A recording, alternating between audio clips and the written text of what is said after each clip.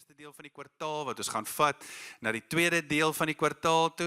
Ons gaan hierdie hele kwartaal praat oor verbeel, oor droom. Onthou julle laas kwartaal, het ons verskillende reekse gedoen binne in wanneer die liefde werk. So hierdie kwartaal gaan ons praat oor verbeel en oor droom. Nou, as jy vanoggend nou dink aan die woord verbeel, wat dink jy? As jy die woord verbeel hoor, wat dink jy? So ek het nou so 'n paar goed gedink, maar ek wil nie alles vir julle sê wat ek gedink het nie, maar ek dink toe ook daaraan, ek weet eers wat dit beteken nie. Partykeer het jy al gehoor dat mense sê, verbeel jou. Wat beteken dit? Ek weet nie eens wat dit beteken nie. Maar dis nie daai verbeel jou waaroor ons wil praat nie. Ons wil praat oor verbeel en verbeelding. Nou, as jy gou kyk na hierdie image hierso. Ons het daar sommer vir jou van image, bietjie abstrakte image, iemand wat sit met 'n mooi stoel en 'n tafeltjie in die water met 'n laptop wat skryf, nê. Nee, so jou verbeelding vat jou bietjie na iets anders toe. Not the same old same, maar iets anders. So dis waar ons wil praat in hierdie tyd. Nou, ook as jy aan verbeel kan dink, gaan baie dalk van julle sê, o ja, okay, as ek dink aan die woord verbeel, dan dink ek gaan na 'n plek toe wat 'n ontsnappingswêreld is. Of is 'n droomwêreld. Met ander woorde, ek verbeel my, ek is daar op Mauritius. Of ek verbeel my, ek is hier, of ek verbeel my, ek doen hierdie ding. Met ander woorde, ek ontsnap eintlik so 'n bietjie oor iets, of van iets af, en ek droom oor iets anders. Nou, ons gaan vanoggend kyk, hoe baie praat die Bybel eintlik oor verbeel. So, in daai sin van die woord, is dit dan nie ontsnapping nie. Dis droom, maar dis nie weg ontsnapping nie, dis juis die teenoorgestelde. Maar voor ons daar gaan kom, wil ek gou vanoggend vir jou net so 'n paar interessante dinge noem, so ek wil nie vir jou geskiedenisles gee nie, maar net om jou te help om met jou verbeelding te laat gaan. Nee, Einstein, hy het 'n belangrike ding gesê oor verbeelding. Ons almal weet wie was Einstein, baie slim, quantum physics, klomp goed ontwikkel. Ons weet hoe slim hy was. So, hy was in die wetenskap, en in die wetenskap weet ons werk met feite. Jy moet nie by wetenskaplikes kom met airy-fairy, snaakse stories nie. Dis feite. Nou hoor gou wat het Einstein gesê. Hy het gesê, dit kom uit sy mond uit. Hy het gesê, imagination is more important than knowledge. Huh? Einstein, jou love ding? Imagination is more important than knowledge. Verbeelding is belangriker as kennis. Stephen Covey, ons almal weet van Stephen Covey. Hoor wat is die grading wat hy sê? Hy sê, all things are created twice. Alle dinge word 2 keer geskep.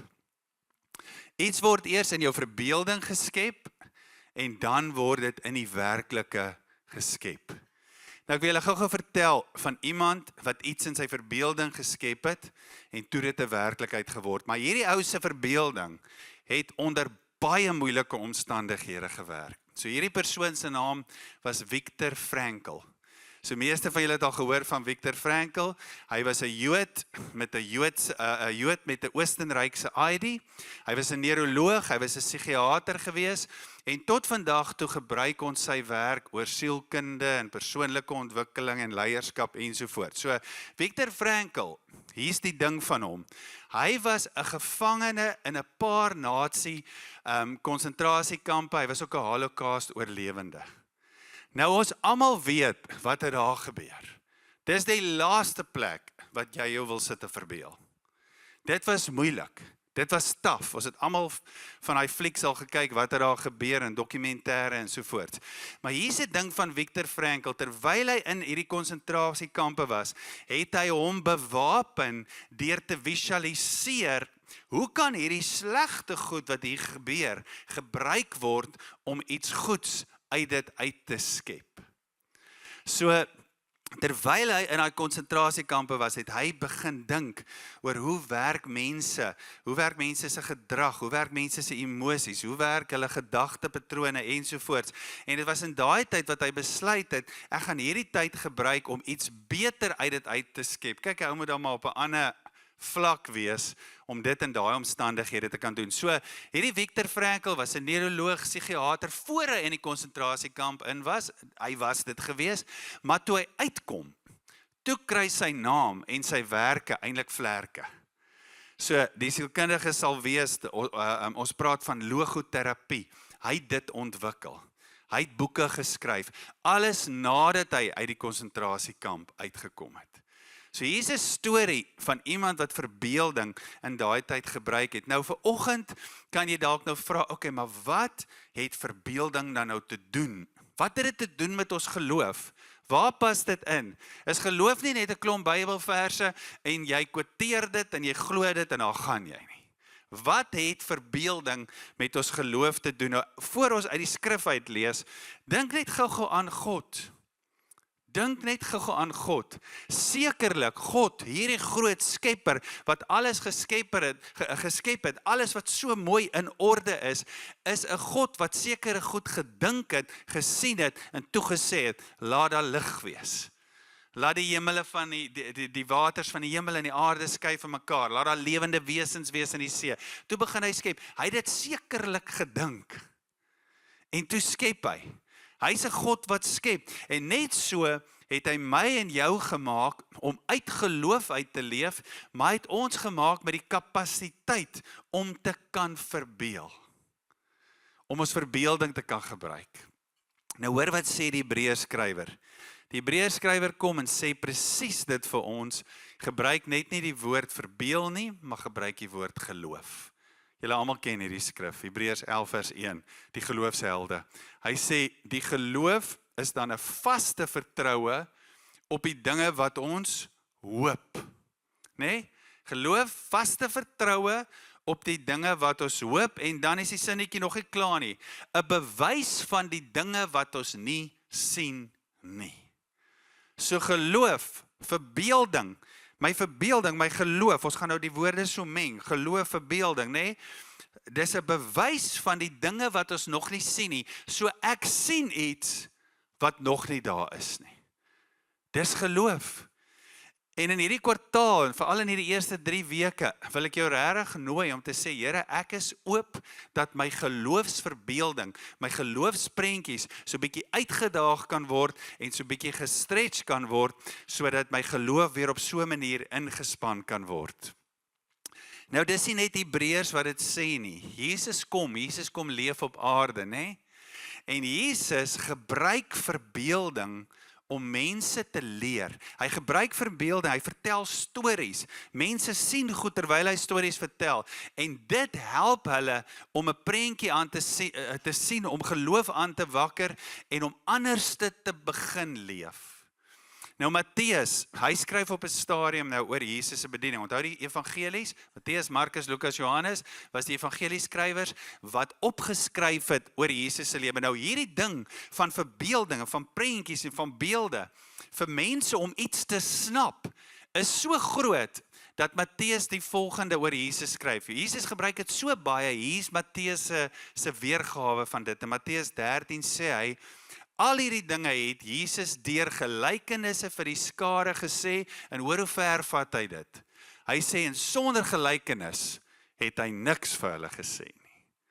So dis hoe Matteus dit beleef. Hy beleef dat God het met mense gepraat, met die skares, en hy het stories vertel, verbeelding, sodat hulle iets kon sien, en hy het dit nie gedoen as daar nie 'n storie by was nie.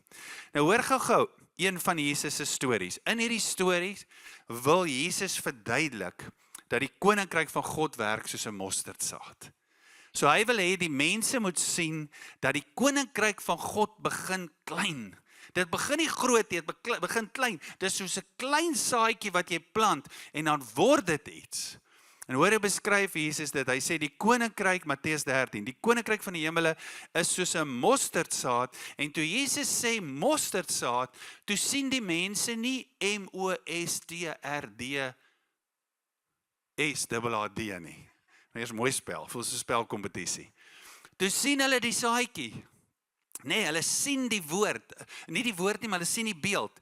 Toe Jesus sê, die hemel is soos 'n mosterdsaad wat 'n man neem en in sy land saai, toe sien hulle dit. Hoe werk dit? Wat wel die kleinstes, hulle sien daai klein saadjie, van al die soorte saad, maar as dit gegroei het, groter is as die groentesoorte en 'n boom word, sodat die voëls van die hemel kom en nes maak in sy takke. Hoor wat doen Jesus? Hy wil hê mense moet iets snap van die koninkryk van God. Hulle moet verstaan hoe werk dit. Hy vertel 'n storie. Hy aktiveer hulle verbeelding en hy help hulle. En dis waar ons ontdek en sien, ons kan onsself goed verbeel wat deur geloof geïnspireer is nog voor dit daar is. Dis wat die Hebreërs skrywer skryf. Paulus, soos Jesus, Paulus, die groot apostel na Jesus, dis een van die uitstaande kenmerke van Paulus. As Paulus skryf, gebruik hy die een beeld, die een metafoor na die ander. Gaan kyk bietjie, gaan lees bietjie Paulus se briewe met daai bril op. Hy gebruik soveel beelde. Ons is hierdie jaar in die Korintiërs briewe. 1 Korintiërs 3. Daai hoofstuk is seker een van die hoofstukke met die meeste beeldspraak wat jy kan kry in Korintiërs. Ek gaan gou vir jou 'n paar voorbeelde gee. Paulus wil hê hierdie Korintiërs gemeente moet volwasse word. Nou sê hy vir hulle, julle is nog soos babas wat melk drink. Hulle dadelik verstaan. 'n Baba is nie 'n volwasse mens nie. En julle gebruik nie vaste spys nie. Hy wil hulle help verstaan, hoe werk die koninkryk van God? Party sê, nee, maar ek hou van Paulus, ander sê nee, ek hou van Apollos, en hy sê nee, maar die een plant, die ander een maak nat, maar dis God wat laat groei. So hy laat hulle verstaan, dis soos die beeld van 'n landbou, dis hoe groei in hierdie gemeente gaan werk. Hy gebruik die beeld van 'n gebou. Hy sê julle moet let hoe op julle op hierdie fondament van Christus bou. Julle moet let hoe elkeen van julle bou, want hierdie gemeente is soos 'n gebou wat gebou moet word, dieselfde met die tempel. God se Gees woon daarin en ons moet let hoe werk ons met hierdie tempel. So hoekom doen Paulus dit? Want hierdie beelde, hulle dadelik 'n beter begrip gehad. Hulle dadelik 'n beter verstaan gehad. En wanneer jy 'n beter begrip het van iets, dan weet jy nie net iets meer nie, jy begin dit te leef. Ek het al vir jou op die notas gesit. Begrip verander nie net wat ons weet nie. Dit verander hoe ons leef. Kan jy verstaan hoe belangrik is geloof? Kan jy verstaan, hoekom sê die Hebreërs skrywer, dis 'n bewys, geloof, verbeelding, geestelike verbeelding, geloof, is 'n bewys van die dinge wat ons nog nie sien nie, want dit bring begrip, en wanneer jy begrip het, verander dit nie net wat jy weet nie, dit verander hoe jy begin leef. Jy begin anders te leef. Ek sê altyd vir mense, jy moet op site wees. Jy moet op site wees, as jy besigheid het of so, jy moet daar op site wees van tyd tot tyd, because if you are on site, you have insight. As jy op die site is, het jy insig. Selfde ding hierso, sê, hier's wat geloof, hier's wat geestelike verbeelding, wat natuurlik kom deur die Heilige Gees, dit gryp jou, dit annexeer jou, jy begryp dit word begrip, en dit verander hoe jy leef. Nou as ons praat van Jesus en Paulus, en ons praat van albei beelde en stories gebruik, sodat mense iets in hulle geloof kon snap, sodat hulle dit kon leef, sodat hulle dit kon word. Wat was die temas waar hulle die meeste gepraat het? Dis nie 'n strikvraag nie. Jesus se tema, terwyl op die aarde was grootendeels hoofsaaklik die meeste van tyd oor die koninkryk van God. Hy het oor die koninkryk van God gepraat. Dit was sy eerste woorde. Die tyd is vervul. Die koninkryk van God is op hande. Die koninkryk het naby gekom. Bekeer julle en glo hierdie evangelie. Daarna het Jesus die heeltyd gepraat. Die koninkryk van God is soos 'n mosterdsaad. Die saaier het gegaan, hy het saad gesaai. Alles van Jesus gaan oor die koninkryk van God, en dan binne in dit fasette van die koninkryk soos vergifnis en liefde en gehoorsaamheid. So dit was Jesus se tema gewees, en dit was vir hierdie tema wat Jesus beelde gebruik, stories gebruik, want hy wil hê mense moet dit snap. Hy wil hê mense moet begrip hê, mense moet 'n openbaring hê van dit. Paulus kom, waar begin Paulus te praat? Baie van Paulus se skrywe, grootendeels gaan oor die kerk. Die kerk, wat die beliggaaming is, the embodiment van die koninkryk van God. En dan kom sê Paulus iets baie belangriks. Nou, ek kan dit nie vir julle vanoggend hier ingesit het nie, maar dan gaan dit net te veel raak. Maar daar's 'n klomp plekke waar Paulus dan skryf. Dan sê hy die koninkryk, die kerk, die evangelie, eintlik meer korrek die evangelie. Die evangelie, die goeie nuus van Jesus is 'n verborgenheid. Maar dis nie 'n verborgenheid wat nog weggesteek is nie. Dis geopenbaar, maar dis 'n openbaring, 'n verbeel, 'n sien, 'n geloof, 'n gordyn wegtrek wat jy moet sien. En wanneer jy dit sien, verander dit jou hele lewe. Nou, daar was 'n groot prediker gewees, ek weet nie of hy mee bedien nie, met die naam van Paul Yonggi Cho. Cho, ek weet hoe sê mense dit, Paul Yonggi Cho. En hy het gesê, dreams and visions are the language of the Holy Spirit. Kan jy sien hoe belangrik is verbeelding, geloof in jou geloof? Dit's goed wat die Here vir jou begin wys, wat jy sien, jy gryp dit verander jou begrip en jy begin anders dit te leef. Gisteraand of vanoggend, ek kan eers onthou nie, praat ek en Ansel gou so 'n bietjie oor die woord. En sy sê vir my, maar wat van daai skrif waar Paulus sê, ons wandel nie deur die aanskouing nie. Ek sê, ja, dis eintlik 'n briljante skrif, laat ek hom dadelik insit. So, hoor gou wat sê Paulus, 2 Korintiërs 5 vers 7, spyker op die kop. Hy sê, ons wandel deur die geloof en nie deur die aanskouing nie. Ons wandel deur die geloof, ek en jy, wat aan Christus behoort, het die Gees van God binne in ons. Hy wys goed vir ons oor situasies in ons lewens, in ons omgewings. Ek sien een ding, ek sien hierdie ding is flinters, hy's stikkend, hy's klaar, hy's moeg, maar hoe lyk dit wanneer God vir my wys wat hy daar wil doen, wat hy daar wil sê? En baie keer hak ons net daar vas, en dis hoekom Paulus sê, come on, ons wandel nie deur die aanskouing, dit net wat ons nou net hier voor ons sien nou net hierdie probleem nie. Hy sê, ons wandel deur die geloof, ons wandel deur verbeelding. Here, help my om te sien wat U hieroor sê, sodat ek dit kan begin verbeel, sodat ek dit kan begin sien. Dit het alles, verbeelding het alles met geloof te doen. En vanoggend som op hierdie plek en punt, wil ek vir jou vra, wat is daar in jou lewe, wat jy voel, ek kyk teen hierdie ding vas, en ek weet wraggies nie, wat om dit te maak nie. Ek moet in dit vaskyk, want dit is elke keer hier voor my, of ek probeer om dit kom, maar ek kom nie om dit nie. Here, maar wat sê U oor dit? Hoe lyk dit as ek hierdie ding gaan begin hanteer, deur my geloofsverbeelding, wat natuurlik van U afkom, want God gebruik sy Gees en sy woord en sy mense. Wat sê U? Wat is U inspraak hieroor? En hoe gaan dit dan lyk as ek na dit begin kyk? Nou vanoggend wil ek jou vra, en dis waar ons in hierdie reeks opnuut gaan praat, en ek bid dat die Here ons so wakker sal maak oor dit, dat ons verras sal wees.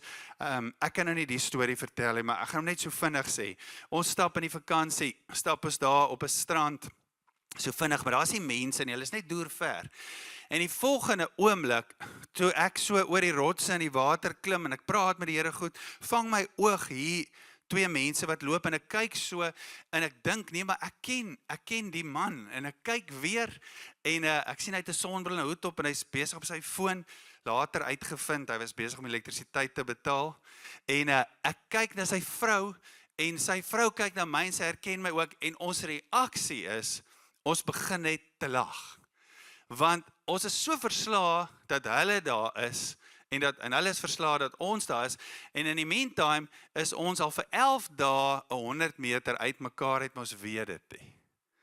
En hulle ry tot die volgende dag terug, en hulle sê, maar kom ons kuier net gou-gou, net vinnig vanmiddag, ons kry hulle, en toe ons gaan sit, toe sê, hoor, voor ons nou kuier, ek het net gou-gou 'n woord vir julle. Ek sê, ja nee, gee die woord. Hy sê, partykeer verwag jy iets, jy dink iets gaan gebeur, jy hoop iets gaan gebeur. Hy sê, maar hierdie, julle het dit nie gedink nie, ons het dit nie gedink nie, dit was 'n verrassing, dit was so groot verrassing, ons het net begin lag. Hy sê, toe ons wegstap, toe sê die Here vir my, hier's 'n woord vir julle. Die Here wil julle in hierdie volgende seisoen verras. En in daai oomblik, toe dink ek aan 'n klomp goed, maar een van die goed waaraan ek toe dink is aan hierdie woord. En ek dink, Here, kom verras ons opnuut oor dit wat U wil doen met U koninkryk en met U kerk. So ek wil jou vanoggend vra, om ook in hierdie volgende tyd te sê, Here, kom verras my, kom wys my, kom trek 'n gordyn vir my weg. En dis die vraag wat ek dan vanoggend vir jou wil vra, is waarmee ons gaan journey in hierdie kwartaal. Wat sien jy as jy die woord kerk hoor? Miskien is jy net 'n paar maande deel van die kerk. Ek praat van die Breë Kerk, maar ook van Doxray Mosselbaai. Miskien is jy al 50 jaar op hierdie pad. Wat sien jy? Wat sien jy as jy die woord kerk hoor? En ek weet dat Jesus het 'n groot deel van sy bediening gewy aan 'n openbaring van die koninkryk van God. Hy wil dit vir ons openbaar. Petrus het 'n groot deel van sy bediening gewy aan 'n openbaring van die kerk, die mense binne die koninkryk, die mense wat die boodskap van die koninkryk beliggaam. So hulle bedieninge was aan dit gewy. En dis wat ons in hierdie tyd wil sê, Here, wat wil U vir ons wys? Wat sien jy as jy die woord kerk hoor? En hoor wat bid Paulus vir ons. Hy bid in Efesiërs 1 vers 18. Hy sê, ek bid vir julle vir verligte oë van verstand. Hoekom? Kom maar. Sodat julle kan weet wat die hoop van sy roeping en wat die rykdom van die heerlikheid van sy erfdeel onder die heiliges is. God het vir ons 'n sekere erfdeel. Hy het vir ons 'n roeping wat, as daai roeping uitgeleef word, as ons hom sien en ons beliggaam hom, wat net hoop kan bring. Hoop en lewe en nog hoop en lewe. En daarom bid Paulus dat ons dit sal sien. En daarom wil ek jou vra, ook in jou eie lewe, maar ook as deel van Doxray Mosselbaai, om te sê, Here, kom wys my opnuut, kom leer my opnuut wat U sien as ons praat van kerk. Nou vanoggend wil ek net met jou vinnig, net onthou ons lyn net in vandag. So as jy van mense weet wat volgende hier kan wees, stuur asseblief hulle die boodskap. As ons vra, wat sien jy as kerk? Dink ek 'n goeie plek om te begin, net 1 of 2 gedagtes, 'n goeie plek om by te begin, is om eerstens te ontdek en te verstaan dat jy ingesluit is. Jy's ingesluit by wat Jesus bedoel het met kerk. So wil jy nie net gou vir 'n oomblik net jou hand op jou hart sit net. En net sê, Here, ek is ingesluit. Dankie dat U my ingesluit het by hierdie plan, hierdie prentjie wat U wil hê ek moet ook sien. Hoor gou begin Paulus die Korintiërs brief skryf, die eerste 2 verse. Hy sê aan die gemeente van God wat in Korinthe is, aan die geheiligdes in Christus Jesus, die geroepe heiliges, saam met almal wat die naam van ons Here Jesus Christus in elke plek aanroep, hulle sowel as ons Here. Nou dis 2 moeilike verse, klink so hoogdrawend, nê? Maar wat sê Paulus hierso? Hy sê, elkeen van ons wat Christus bely, wat hom ken, wat in 'n verhouding met hom staan, elkeen van ons het iewers in ons lewe, toe hy ons geroep het ons hom ook aangeroep. Dis daai storie van my op 13. Ek het hom ook aangeroep. En nou, omdat ons hom aangeroep het, is ons ingesluit in sy plan met sy koninkryk en sy kerk. Dit klink so eenvoudig, maar dit is so belangrik om dit vas te maak, om te sê, Here, as ek dink, wat hoor ek as ek die woord kerk hoor? Is eerstens om te weet, God het my geroep, omdat ek hom aangeroep het, is ek ingesluit by die kerk. Op 'n stadium vat Jesus sy disippels na Caesarea Philippi toe. Nou dit is 'n stad wat onder die Romeinse beheer was en die stad was vernoem na die keiser, Caesarea, keiser, Caesar. Hy vat hulle na daai stad toe en hy wil hê hulle moet iets sien oor God se plan, oor sy koninkryk en oor die kerk. Dis sy begeerte, dis hoekom hy hulle vat. En dan sê hy vir hulle die volgende, en julle almal ken hierdie deel so goed, maar hoor hom gou weer vanoggend, Matteus 16, vanaf vers 13. Hy sê, hy het hulle na die stad toe gevat, Caesarea Philippi, en toe vra hy sy disippels, wie sê die mense dat ek, die seun van die mens is? En hulle antwoord, sommige mense sê, hier's Johannes die Doper, sommige Elia, ander Jeremia, of een van die profete. Hy sê vir hulle, maar julle, wie sê julle is ek? En Simon Petrus antwoord en sê, U is die Christus, die Seun van die lewende God. Christus gesalfde. U is die een wat gesalf is deur die lewende God. U, die Seun van God, u is gesalf. En toe antwoord Jesus en sê vir hom, salig, gelukkig, geseënd is jy, Simon Bar-Jona, want vlees en bloed het dit nie aan jou geopenbaar nie, maar my Vader wat in die hemele is. So hierso is 'n geloofsopenbaring, 'n verbeelding. Niemand het dit nog gesien nie. Maar Petrus sien dit. Onthou hulle is hier in hierdie stad. Dis net keiser, keiser, keiser, keiser, mag en autoriteit van die keiser, beelde oral, alles is keiser. Maar hier gebeur iets met Petrus. God self openbaar aan hom dat Jesus die ware koning is. En dat Jesus kom om sy koninkryk op aarde te vestig. Daarso, die los touwtjies kom vir hom bymekaar. En dan sê Jesus vir hom, Petrus, op hierdie rots, op hierdie Petros, sal ek my gemeente bou. Wat 'n rots? Nie Petrus die persoon nie, op hierdie openbaring. Ek sal my kerk bou, ek sal my eklesia bou, gemeente is, eklesia is die Griekse woord daar, ek gaan my kerk bou, my eklesia, op hierdie openbaring, want God is besig om 'n kerk te bou vir 'n doel, die boodskap en die doel van die koninkryk van God. En dan sê hy nog 'n laaste sinnetjie, en die poorte van die doderyk sal dit nie oorweldig nie. Ons wandel nie deur die aanskouing nie. Daar is nog dinge, poorte van die doderyk, wat goed wil breek en verongeluk. Maar Jesus gee die boodskap en sê, die poorte van die doderyk sal dit nie oorweldig nie. En ek, Petrus, bou my eklesia. Ek bou op hierdie rots. Nou as jy so gou dink aan eklesia, Jesus kon gesê het vir hulle, want hulle sou dit dalk vinniger verstaan het. Hy kon dalk vir hulle gesê het, Petrus, op hierdie rots bou ek my tempel. Hulle het geweet wat is 'n tempel. Of hy kon vir hulle gesê het, op hierdie rots bou ek my sinagoge.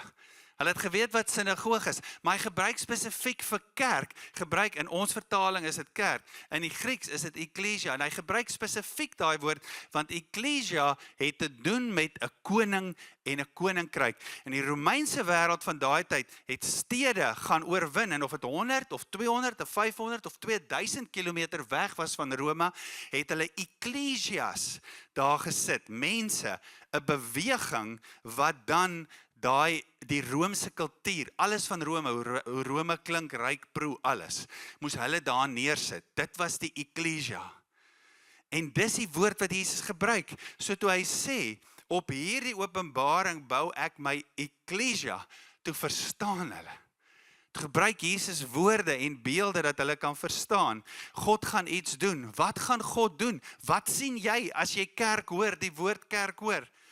Die openbaring wat Petrus en toe die ander disippels en later ons nou hier gehad het, is dat God sê, ek het my koning, ek is die koning, Jesus die koning, die gesalfde koning, ek begin my koninkryk, die koninkryk van God het naby gekom, en wat nou, eklesia, ek gaan nou 'n beweging van mense begin, wat begryp, wat sien, wat begrip het, mense wie se verbeelding lewendig is, en hulle gaan nou anders te begin leef, en hulle gaan help om die koninkryk van God oral te vestig.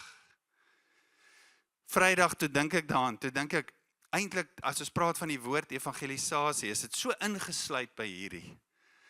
Want net as ons, as eklesia, begin leef met die krag en die heerlikheid, soos wat God vir ons 'n gedagte het, is dit evangelisasie outomaties. Want oral waar ons gaan kom, gaan mense sê, wat het jy? Hoe is dit so anders? Hoekom dink jy so anders? Hoekom voel jy so anders? Hoekom is jou emosies so hoog? Hoekom is jy so bly? Hoekom het jy so hoop vir die toekoms? Hoekom hanteer jy daai teenkanting so anderste? Hoekom steur jy jou nie aan dit en dit en dit nie? Hoekom kry jy nie die ou terug soos wat hy jou gekry het nie? Mense gaan begin vra, so dadelik is dit ook ingesluit by dit, en dit is, hoe sien jy kerk? Dis wat Jesus sê, dis hoe hierdie eklesia lyk, dis wat hierdie eklesia doen, and it communicates, and it evangelizes, sommige alles van self, binne in hierdie groter prentjie. God skep 'n beweging van mense, wat deur sy gees geïnspireer word, om te sien, hoe lyk dit en hoe is dit, as die koninkryk van God hier op aarde kom. Vanoggend wil ek vir jou vra, vir ons gemeente, vir jou wat uit ons gemeente dan uitgaan, na plekke toe, elke dag verskillende omgewings, om die volgende te begin bid en te sê, Here, ek wil opnuut saam met U droom. Ek wil opnuut saam met U droom. Heilige Gees, help my om te droom. Visions is the language. Visions and dreams are the language of the Holy Spirit. Help my om te droom. Ek wandel deur die geloof en nie deur die aanskouing nie. Help my om sekere goed weer so te sien, want hy bou sy kerk en hy gebruik sy gees sodat sy koninkryk deur ons sal kom. Die tweede ding wat ek oor so baie veel jare geleer het is dat vir God om vir jou nuwe prentjies te gee, nuwe moontlikhede, om met jou te praat in daai situasie, om vir jou te wys hoe lyk dit daar waar jy vasgehaak het, daar waar dit so moeilik is, hoe lyk dit as die koninkryk daar kom, gebruik hy dikwels ander mense, die eklesia. En dis hoekom hierdie boodskap so sterk is van Jesus. Op hierdie rots gaan ek my gemeente, my eklesia, 'n beweging bou. Ek kan nie die eklesia op my eie wees nie. Die eklesia is 'n versameling individue wat saam dan 'n liggaam vorm, 'n geestelike familie. En in hierdie familie help ons mekaar. Natuurlik deur die Gees se inspirasie, natuurlik deur die gawes. Ons gaan hierdie kwartaal praat oor die gawes. Wat is jou gawes? Wat is jou roeping? Natuurlik help ons mense om nuwe prentjies te kan sien, nuwe perspektiewe, nuwe drome, nuwe dinge in ons harte, en dat daai verbeelding, en soos wat Hebreërs dit noem, geloof, kan groei. So ek wil jou vra ook, in hierdie kwartaal, om opnuut, ek weet die jaar stap aan, en mense raak moer, soos wat die jaar is, maar die Here sê, die wat op hom wag, kry nuwe krag. And that is the way to go. Om jou opnuut vir die res van hierdie jaar te verbind aan die liggaam, te verbind aan die gemeente, en so 'n plek in jou lewe te maak, dat die Gees deur jou kan werk, nuwe dinge vir jou kan wys. So, ons sal van volgende week af, gaan ons meer info gee, maar ons gaan dan ook hier vanaf Sondag, die 16 Augustus, dit klink ver, is baie naby, is oor 3 weke, tot die laaste Sondag van die kwartaal, die 20ste September, gaan ons 'n 40 dae campaign hê. En in hierdie campaign gaan ons dan ook vir 4 of vir 5 woensdaande geleentheid hê om by mekaar te kom, en daar gaan ons vir jou kans gee, om ook te ontdek en te verbeel en te sien deur jou gawes, wat die Here daardeur wil doen. So hou solank daai datum hier so in jou agterkop. Ons sal van volgende week af en ook op ons sosiale media meer oor dit sê.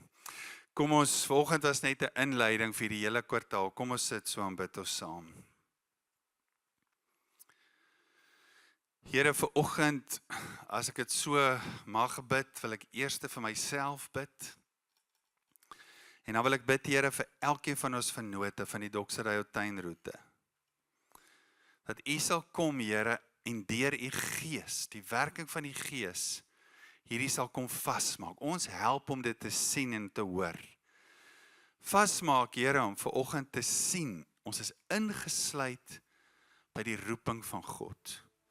Ons is ingesluit by die plan van God. Here, U kom, en vir die hele 3 jaar kom wy U lewe aan stories en beelde en vertellings, dat mense die koninkryk van God kan sien, dit kan begryp en dit begin leef. Paulus kom, Paulus was ook iemand wat gesê het, ek weet nie eintlik of ek hier wil wees of by Christus nie, maar terwyl ek hier is, het ek werk om te doen. Hy sê so, ek is hier, om sekere werk te doen, beelde, stories, deur die openbaring van die Gees, dat mense kan sien, wat God wil doen deur sy kerk. Here, so dis roeping, maar dis ook U plan, wat aan ons roeping word. En ons wil bid, Here, dat hierdie waarheid, hierdie groot waarhede waaraan Paulus en Jesus, Seun van God, hulle lewens gewy het, dat dit ook in hierdie tyd, Here, ons waarheid sal word. U pad, U manier, U openbaring, hoe U dinge doen, dit waartoe U ons roep om van deel te wees, dis altyd oorlopends toe vol van lewe, en ons kies vanoggend dit. Daarom commit ons onsself ook aan dit, Here. Dankie Heilige Gees in hierdie tyd, dat U vir ons wys, nuwe dinge wys, nuwe nuwe prentjies, nuwe idees gee, maar meer is dit alles, Here, daai prentjies en idees natuurlik, dit wat U sien, maar dankie dat ons dit kan sien op maniere wat ons dit kan verstaan, sodat ons dit kan leef. Ons gee, Here, ons geloofslewe, ons geloofsgedagtes, gee ons opnuut vir U, maar ons wil ook sê, ons span dit in, ons wil dit inspan, Here, gebruik dit. Dit behoort ook aan U. Dankie, Here, dat ons oor hierdie volgende tyd meer as ooit van tevore daai strand stap, die verras. Dat ons dit gaan sien. Dankie, Here, dat U ons wil verras. En ons sê ook vanoggend amen, Here, ons wil verras word. Kom wys ons, kom leer ons in Jesus naam. Amen. Amen. Ons gaan vanoggend ook 'n tyd hê waar ons die nagmaal saam gaan gebruik. Is baie interessant. In die aand waarin Jesus oorgelewer is, volgende dag word hy gekruisig, daai aand eet hy saam met sy disippels en daar gebruik hy ook 2 beelde. Hy gebruik die beeld van die brood. Hy sê, hierdie brood is 'n teken dat my liggaam gebreek gaan word. En dit gaan alles verander. Hy gebruik ook die beeld van die wyn en van die beker. Hy sê, hierdie stel my bloed voor. Dit gaan alles verander. Dit gaan julle kom loskoop van sonde, van die loon van sonde. Dit gaan die houvas van die bose op die mens, as gevolg van die sonde wat daar was, gaan dit kom verbreek. Hierdie beelde wys dat ek julle insluit by my, dat julle nou ingesluit is, dat julle nie meer in Adam is nie, maar in Christus. So volgende as ons die nagmaal gebruik, is dit die voorhand liggende waarvoor ons almal weer die nagmaal staan. Maar Jesus het tot daar, in daai tyd op aarde, het hy gepraat oor die koninkryk. Die kruis, die opstanding was daar, sodat die koninkryk van God kan kom, sodat die eklesia, die gemeente, gevestig, gebou kan word, sodat ons saam kan bid, Here, laat die koninkryk kom, soos in die hemel, so ook op die aarde. En daarom spreek hierdie beelde van die nagmaal vanoggend ook tot dit. Wanneer ons die brood gebruik, Jesus se offer, sy bloed, dit wat ons kom los, vrymaak het, sodat God se plan op aarde kan gebeur. So kom ons gebruik volgende die nagmaal ook met daai wete en daai oortuiging saam. Julle is dan welkom om die elemente te kom kry, die brood en die druiwesap, hier voor is 'n tafel aan die kante, en dan by jou sitplek net rustig dit te gebruik op jou eie, saam met jou familie of saam met jou